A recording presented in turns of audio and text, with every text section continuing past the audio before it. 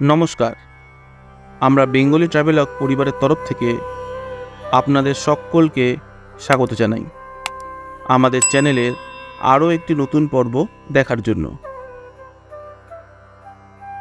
শান্তিনিকেতন ঘুরতে এলে মায়ের দর্শন না করে চলে যান এরকম মানুষ কিন্তু খুব কমই আছেন। কথায় আছে ভক্তিতে মুক্তি। তাই আমরাও আজ পৌঁছে গেছিলাম মায়ের দর্শন করতে। এর আগের পর্ব দুটিতে আমরা শান্তিনিকেতন ভ্রমণ এবং তারাপীঠ ভ্রমণের অভিজ্ঞতা শেয়ার করেছিলাম। আপনারা যদি আগের পর্ব দুটি না দেখে থাকেন তবে একান্ত অনুরোধ রইল আমাদের আগের পর্ব দুটি দেখে নেওয়ার জন্য। তাহলে আমাদের এই ভ্রমণ কাহিনীটি বিস্তারিতভাবে বুঝতে আপনাদের সুবিধা হবে। ডেসক্রিপশন বক্সে আমি আগের পর্ব দুটির লিঙ্ক দিয়ে রাখলাম, দয়া করে দেখে নেবেন।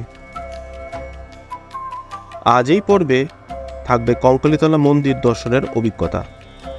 তাহলে চলুন আর সময় নষ্ট না করে আজকের এই নতুন পর্বটি শুরু করা যাক। কঙ্কালীতলা মায়ের মন্দির পর্যটকদের কাছে খুবই জনপ্রিয়। বোলপুর থেকে মাত্র 9 কিলোমিটার দূরে কোপাই নদীর তীরে এই মন্দিরটি অবস্থিত। এই সতীপীঠটি শক্তিপীঠ নামে পরিচিত। গুপ্ত তন্ত্র সাধনায় প্রসিদ্ধ স্থান হিসেবে খ্যাত এই শক্তিপীঠ। 51টি পীঠের শেষ সতীপীঠ হিসাবে পরিচিত এই কঙ্কালীতলা মন্দির। ভারতচন্দ্রের অন্নদামঙ্গল কাব্যগ্রন্থ থেকে জানা যায় এখানে সতীর কটিদেশ বা কোমরের অংশ পড়েছিল। কথিত আছে প্রাচীনকালে এই জায়গাটি নাকি কাঞ্চি নামে প্রসিদ্ধ ছিল। রাখালদাস বন্দ্যোপাধ্যায়ের বাংলার ইতিহাসের বইটি থেকে জানা যায় কাঞ্চিরাজ রাজেন্দ্র চোল বীরভূমের এই জায়গাটি নাকি দখল করে নিয়েছিলেন। সেখান থেকেই সম্ভবত জায়গাটি কাঞ্চি নামে পরিচিত হয়েছিল।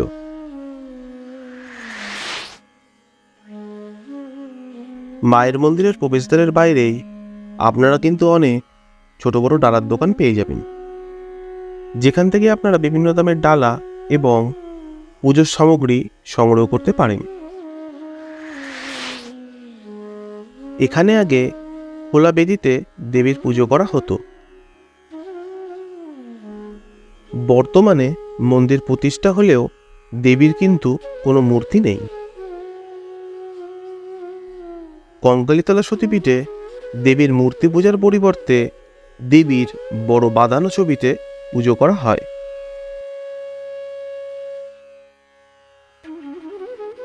প্রতিটি সতীপীঠেই ভৈরব অবস্থান করেন। এই কঙ্কালীতলা সতীপীঠে মায়ের সাথে যে ভৈরব অবস্থান করেন তিনি হলেন রুরু।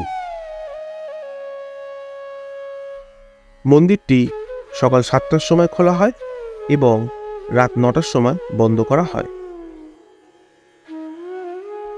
এর মধ্যে দুপুর 12টার সময় মায়ের ভোগ নিবেদন করা হয়, তখন 10 মিনিটের জন্য মন্দিরটি বন্ধ থাকে।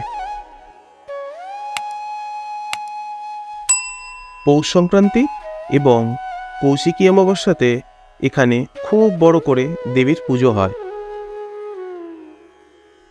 পুজোর সাথে সাথে মেলাও বসে। তখন প্রচুর দর্শনার্থীদের সমাগম হয় দেবীকে দর্শন করার জন্য। তবে চৈত্র সংক্রান্তিতে দেবীর মূল উৎসব হয় এখানে। এখানকার মূল আকর্ষণ হলো সতীকুণ্ড। এখানেই নাকি মায়ের কাঁখাল বা কোমরের অংশ নিমজ্জিত রয়েছে। এই কুণ্ডের সাথে বহু মাহাত্ম্য জড়িত আছে। কথিত আছে কুণ্ডের জলে কয়েকটি প্রস্তর খণ্ড নিমজ্জিত আছে, যেগুলিকে তন্ত্র সাধকরা দেবীর দেহের অংশ হিসেবে চিহ্নিত করেছেন। এই প্রস্তর খণ্ডগুলি প্রতি 20 বছর অন্তর কুণ্ড থেকে তোলা হয় এবং পুজোর পর আবার সেগুলিকে কুণ্ডের জলে নিমজ্জিত করা হয়। কথিত আছে এই কুণ্ডের সাথে কাশীর মণিকর্ণিকা ঘাটের নাকি সরাসরি যোগাযোগ রয়েছে।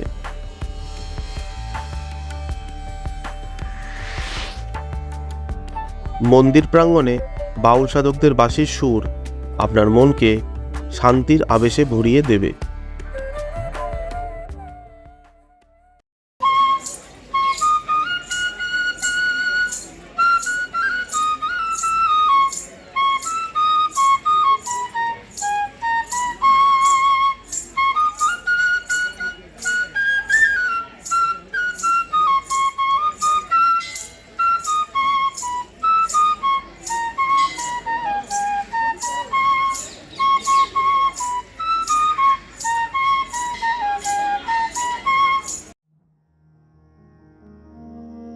আপনারা মাকে ভোগ নিবেদন করতে চাইলে ভোগ ঘর থেকে 1001 টাকার কুপন সংগ্রহ করতে পারেন।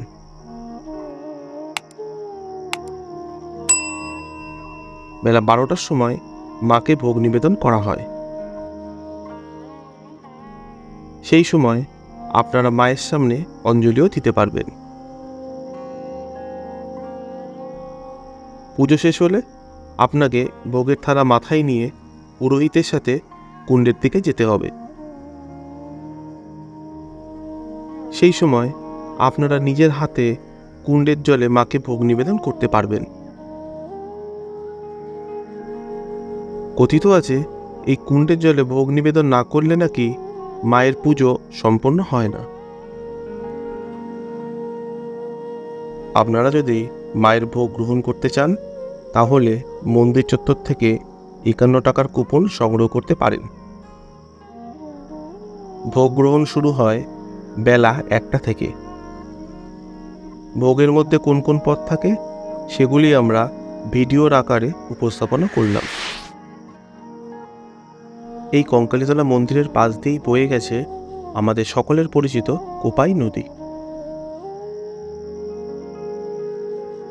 বেনারসের গঙ্গা আরতির অনুকরণে এই কোপাই নদীর তীরে 22শে জানুয়ারি 2024 সাল থেকে মঙ্গল আরতির শুভারম্ভ হয়েছে। মঙ্গল আরতি শুরু হয় বিকেল 5টার সময়। কাঞ্চিরাজ রাজেন্দ্র চোল ছিলেন শিবভক্ত। তিনিই নাকি কোপাই নদীর তীরে এই শিব মন্দির প্রতিষ্ঠা করেছিলেন। সেই কারণেই এখানকার শিবলিঙ্গ কাঞ্চীশ্বর শিবলিঙ্গ নামে পরিচিত। এই মন্দিরটি ভগ্নদশা অবস্থায় ছিল। বর্তমানে মন্দিরটিকে সংস্কার করে নতুন রূপ দেওয়া হয়েছে। আপনারা চাইলে এই মন্দিরে গিয়ে বাবার মাথায় জলও ঢালতে পারবেন।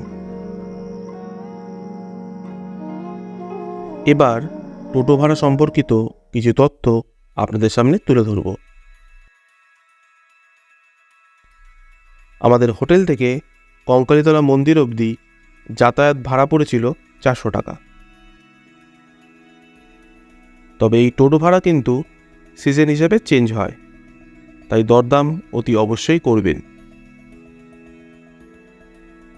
টোটো চালকের ফোন নাম্বার আমি ডেসক্রিপশন বক্সে দিয়ে রাখলাম, দয়া করে দেখে নেবেন। আমাদের এই ভিডিও আপনাদের কেমন লাগলো সেটি অতি অবশ্যই জানাবেন। ভিডিওটি যদি ভালো লাগে তবে লাইক করবেন, আর এই ধরনের ভিডিও আরও দেখার জন্য চ্যানেলটিকে সাবস্ক্রাইব করে দেবেন। আপনাদের সাথে আমার আবার দেখা হচ্ছে নতুন কোনো ভিডিওতে। ততক্ষণ অবধি খুব ভালো থাকবেন।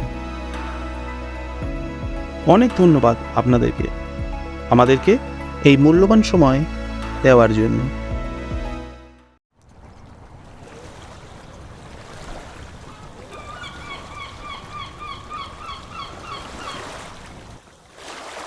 সমুদ্রের একটি কাহিনী নিয়ে ফিরছি খুব তাড়াতাড়ি। আমাদের সঙ্গে থাকবেন।